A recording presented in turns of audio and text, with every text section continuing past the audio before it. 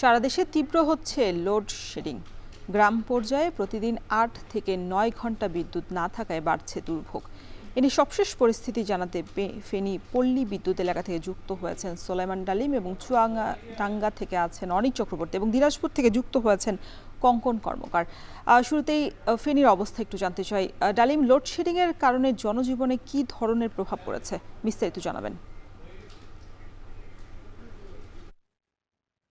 রোশন, ফেনীতে মূলত দুটি প্রতিষ্ঠান বিদ্যুৎ সরবরাহ করে থাকে। একটি বাংলাদেশ বিদ্যুৎ উন্নয়ন বোর্ড এবং আরেকটি হচ্ছে পল্লী বিদ্যুৎ।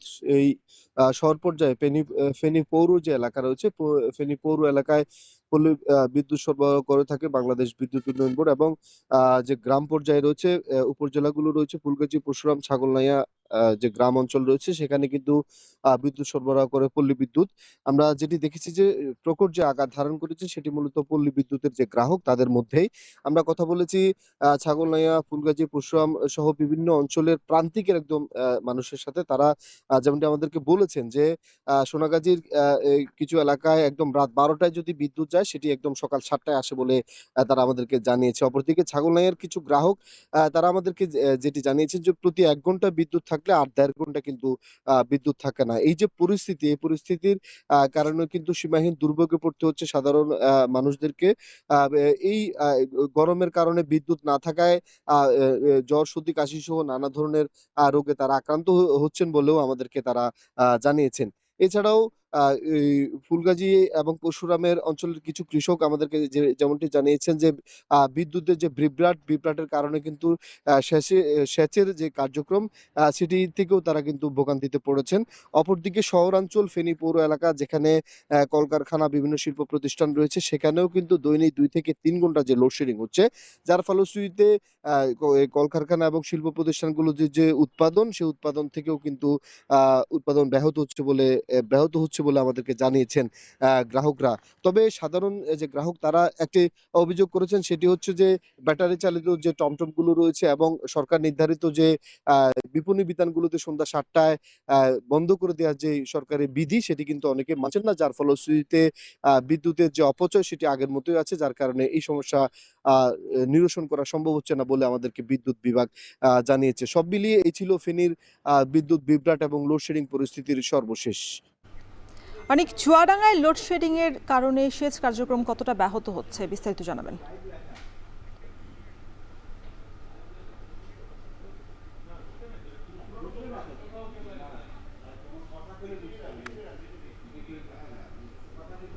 রওশন, শেষ কার্যক্রমের যদি কথা বলি, তার আগে একটু আসি চুয়াডাঙ্গার পৌরসভায়। পৌরসভার আমি এখন আছি হাজরাহাটি গ্রামে। এই গ্রামটিতে কিন্তু আসলে যে সবজি চাষের জন্য আসলে বিখ্যাত।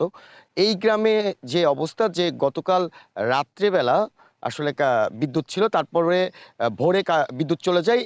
এখন পর্যন্ত মাত্র সকালে ২ ঘন্টা বিদ্যুৎ ছিল, তারপর আবার বিদ্যুৎ চলে যায়। পৌরসভার এমন দশা। এই পৌরসভার বাইরে যদি যাই, পৌরসভার বাইরে যে বিভিন্ন গ্রামের কিন্তু অবস্থা আসলে একেবারেই খারাপ। কারণ বিদ্যুৎ থাকছে না। কিছু গ্রামে ১০ থেকে ১২ ঘন্টা পর্যন্ত বিদ্যুৎ থাকছে না। যেহেতু চুয়াডাঙ্গাতে ২ টি প্রতিষ্ঠান আসলে বিদ্যুৎ সরবরাহ করে। একটা হচ্ছে ওজোপাটিকো এবং হচ্ছে পল্লী বিদ্যুৎ। এই পল্লী বিদ্যুতের যিনি হচ্ছে ডিজিএম আছে জসীমউদ্দিন, তার সাথে আমার কথা হয়েছিল সকালে। তিনি বলছেন যে আসলে ঘন্টায় ৩ থেকে ৪ বার আসলে বিদ্যুৎ সরবরাহ বন্ধ রাখতে হচ্ছে তাদের। এর পাশাপাশি তারা বলছে যে তীব্র যে তাপদাহ বয়ে যাচ্ছে চুয়াডাঙ্গার উপর দিয়ে, যার ফলে এই বিদ্যুতের চাহিদা আরো বেশি আসলে বেড়ে গেছে। সবকিছু মিলিয়ে কিন্তু আসলে বিদ্যুতের একটা চরম সংকট দেখা দিয়েছে জেলায়। আর কৃষকদের কথা যেটি বলছিলেন আপনি, যে সেচ কৃষকদের সাথে আমার কথা হয়েছিল। তারা বলছে যে মাঠ পর্যায়ে আসলে তারা যখন সেচ দিতে যাচ্ছে তাদের কিন্তু অনেকটাই ডিজেল এবং বিদ্যুতের উপরে আসলে নির্ভর করতে হতো। কারণ বিদ্যুৎ দিয়ে তারা হচ্ছে অনেকটা ডিপ অয়েল পাম্পগুলো আসলে চালাতো। সেই সেচ কার্যক্রম অনেকটাই ব্যাহত হচ্ছে বলে তারা জানিয়েছে। তো এই ছিল আমার কাছে সবশেষ পরিস্থিতি চুয়াডাঙ্গা থেকে। রওশন। কঙ্কন, দিনাজপুরে তীব্র লোডশেডিং এর কারণ কি? বিদ্যুতের উৎপাদন কি কমে গেছে কিনা আগের তুলনায়?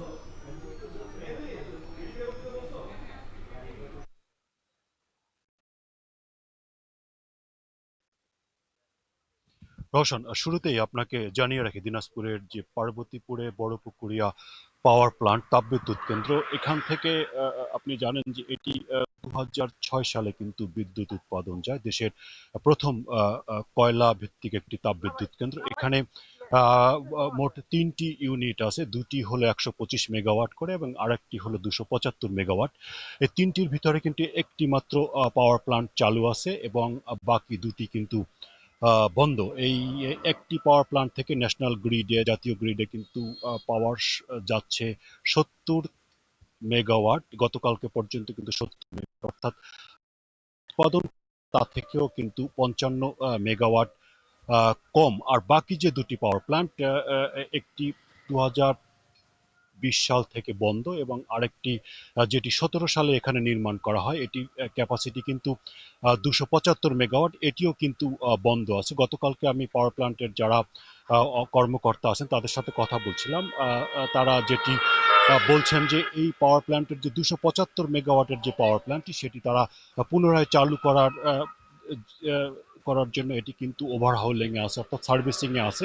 এটি যদি সব ঠিকঠাক মতো থাকে তাহলে মে মাসের মাঝামাঝি সময় কিন্তু এই প্ল্যান্টটি উৎপাদনে যাবে। যদি যায় তাহলে কিন্তু ন্যাশনাল গ্রিডে আরো 200 থেকে 250 মেগাওয়াট বিদ্যুৎ কিন্তু ন্যাশনাল গ্রিডে যোগ হবে। আর যে প্ল্যান্টটি 2020 সাল থেকে পড়ে আছে, এটি কিন্তু তারা সরকারের ঊর্ধ্বতন কর্তৃপক্ষ থেকে এটিকে পুনরায় চালু করার জন্য বলা হয়েছে এবং এটি চালু করতে কিন্তু প্রায় 140 কোটি টাকা খরচ হবে এমনটি তারা বলছেন। আর লোডশেডিং এর কথা যদি বলি, দিনাজপুরে গতকালকে কিন্তু ব্যাপক লোডশেডিং ছিল। গতকালকে পাওয়ার সাপ্লাইয়ের যারা কর্তৃপক্ষ তারা বলছেন যে দিনাজপুরে কালকে লোড দরকার ছিল 133 মেগাওয়াট, সেখানে পাওয়া গেছে 110 মেগাওয়াট এবং পুরোটাই কিন্তু পল্লী বিদ্যুতের আন্ডারে লোডশেডিং। কালকে অনেকটা প্রায় কোথাও কোথাও 8 থেকে 10 ঘন্টা লোডশেডিং ছিল। এই ছিল রওশন দিনাজপুর থেকে সর্বশেষ খবর।